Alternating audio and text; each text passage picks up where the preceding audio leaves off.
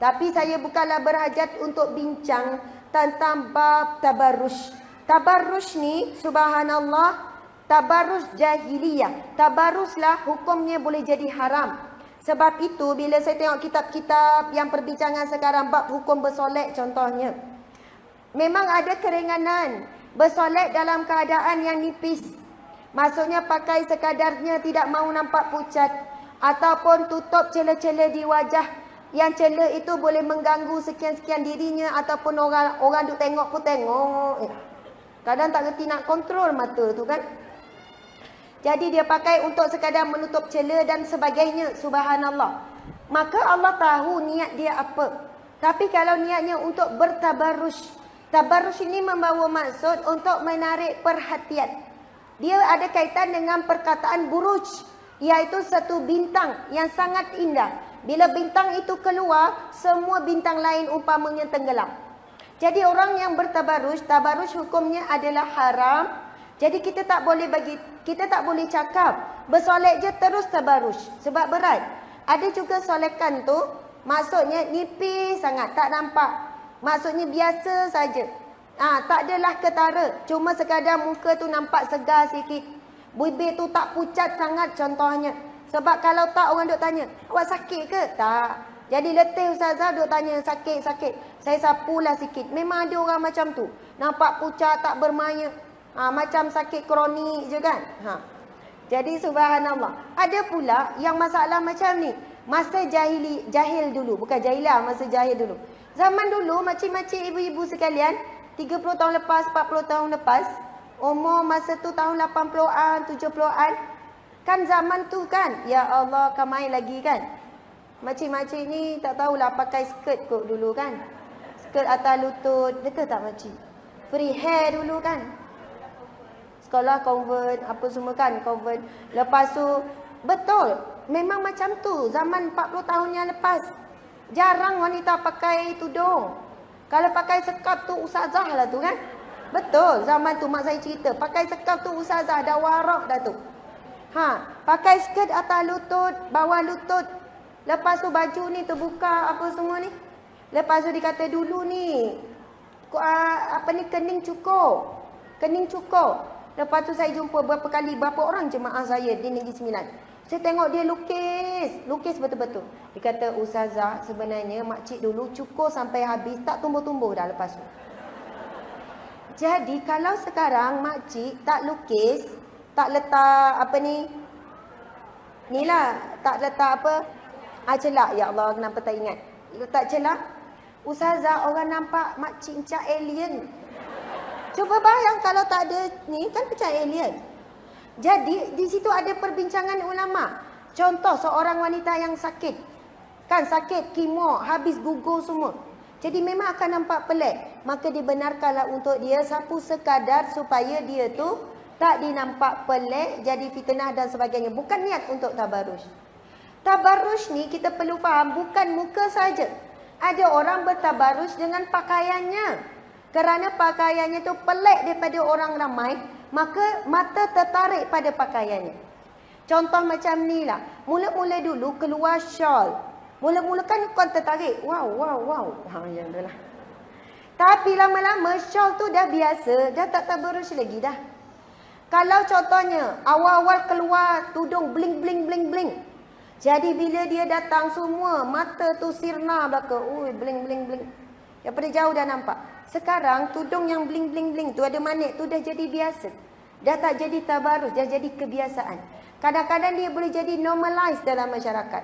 Dulu ni kan mula-mula fashion tu maksudnya. Sebab itu tabarruj ni dia boleh berubah-ubah. Contoh orang Arab, dia tak biasa pakai baju kurung. Dia kan pakai jubah hitam, tiba-tiba ada orang Arab tu pakai baju kurung. Tabarruj tak? Tabarruj, dia jadi menarik perhatian lelaki. Orang Arab tengok, ui cantiknya. Padahal bagi kita baju kurung tak ada hal. Tak ada masalah. Ada orang tabarruj dengan kasut. Kasut tu ni tinggi, high heel, jalan pula ketang-ketung. Menarik perhatian. Ada orang tabarruj dengan tangan dia. Dilukis-lukis, dicantik-cantikkan. Jadi orang menarik perhatian. Untuk orang memandang tangan dia. Subhanallah. Jadi begitulah. Beberapa tabarus jahiliyah dulu memang Nabi ada sebut, ada tu makai tumit tinggi sehingga berbunyi, lepas tu bau harum dan sebagainya. Jadi semua itulah bab bau tu memang ialah kita faham itu jelas haram wanita memakai wangian sehingga terhidu kepada lelaki. Sebab apa? Allah nak jaga kita sebenarnya. Pakailah wangi-wangi satu botol sekali pun tak apa di rumah. Pakai wangi-wangi sepanjang di rumah, pahala. Tabaruslah macam mana perupa di rumah, depan suami, pahala. Di luar rumah, dosa. Di luar rumah, berwangi-wangian, dosa. Jadi Allah nak bagi kita peluang untuk mendapat pahala, bukan halang. Pakailah lawa-lawa kat rumah kan, Masya Allah.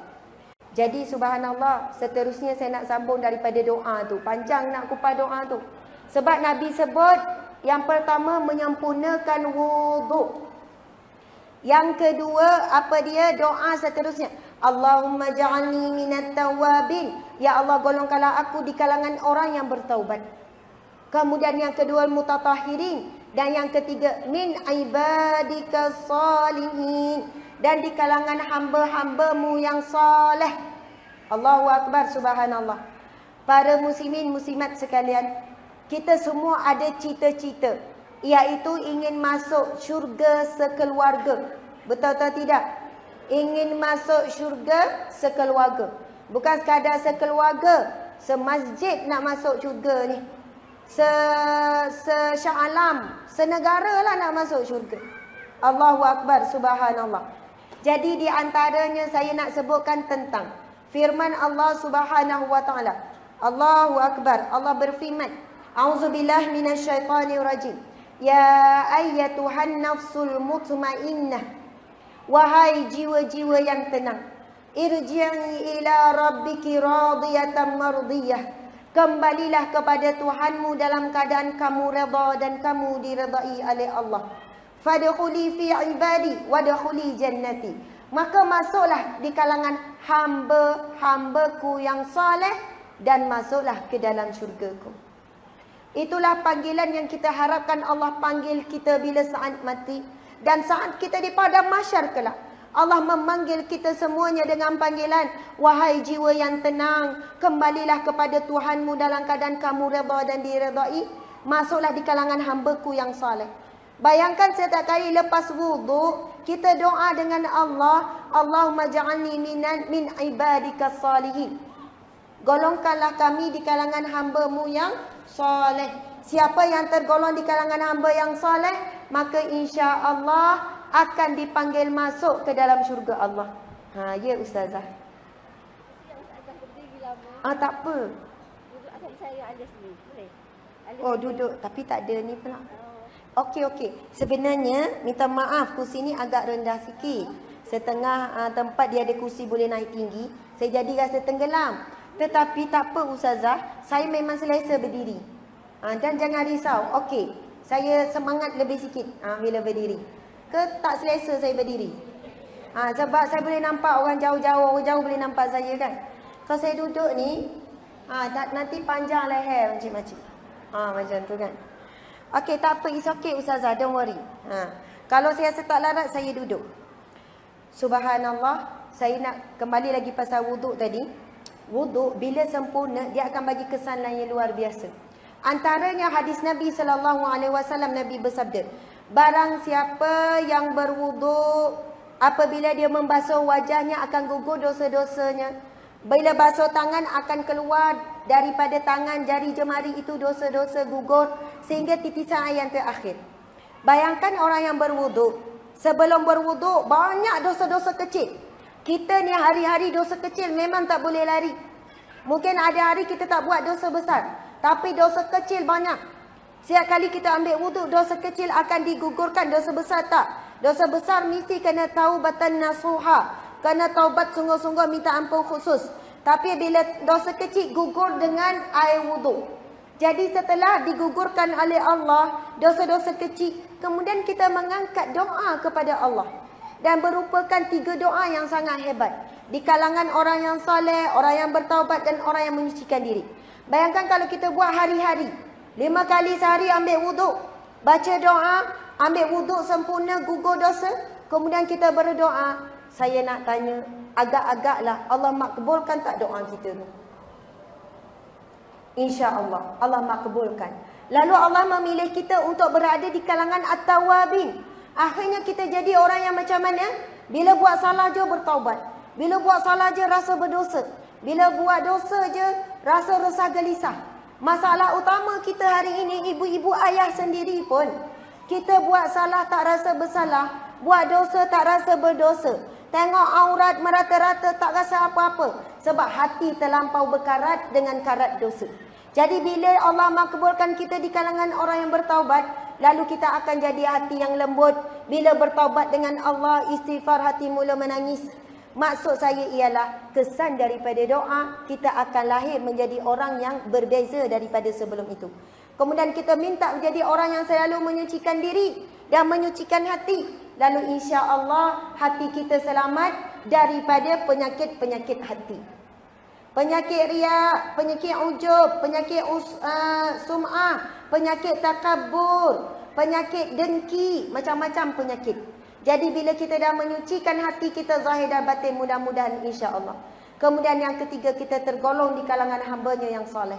Kalau kita baca Al-Quran, kebanyakan apabila Allah sebut tentang syurga, mesti digandingkan wa amilus salihat, mereka yang beramal soleh. Sebab itu bila kita minta, ya Allah golongkanlah aku di kalangan hamba-Mu yang soleh, akhirnya Allah beri kita ilham, Allah beri kita kekuatan untuk sentiasa beramal soleh. Subhanallah. Bukannya kita faham doa tu macam tu je. Oh senangnya nak masuk syurga, doa je nanti kau akan dibuka 8 pintu syurga, tak. Setelah kita istiqamah berdoa, buat setiap hari. Balik ni ibu-ibu, kena pastikan anak kita baca doa setelah wudu. Allahu Akbar. Dalam tandas wajib ada selipar. Wajib ajar anak kita bab bersuci. Start daripada umur dia 7 tahun. Bila dia nak pergi tandas, kena buka seluar semua. Sebab budak-budak kadang malas, tak nak buka contohnya. Lagi budak lelaki, kalau kita perhati, saya bukan cakap anak orang lain, saya cakap anak saya. Sebab apa? Kadang senyap-senyap, dia nak pergi tandas, saya pun ikut. Ai cepatnya, Umi tak dengar pun air dicucuk, Umi tak dengar pun. Rupanya bila dia buang air kecil, dia laju-laju, lepas tu dia basuh gitu je. Yelah, memang dia baru umur 5 tahun, 6 tahun. Tapi perlu diajar daripada kecil. Kita kata kalau nak buang ni, buka seluar, sangkut dekat sini. Lepas tu bila dah buang najis tu, cucur ni. Orang Ganu panggil cucur, bilas, jirus.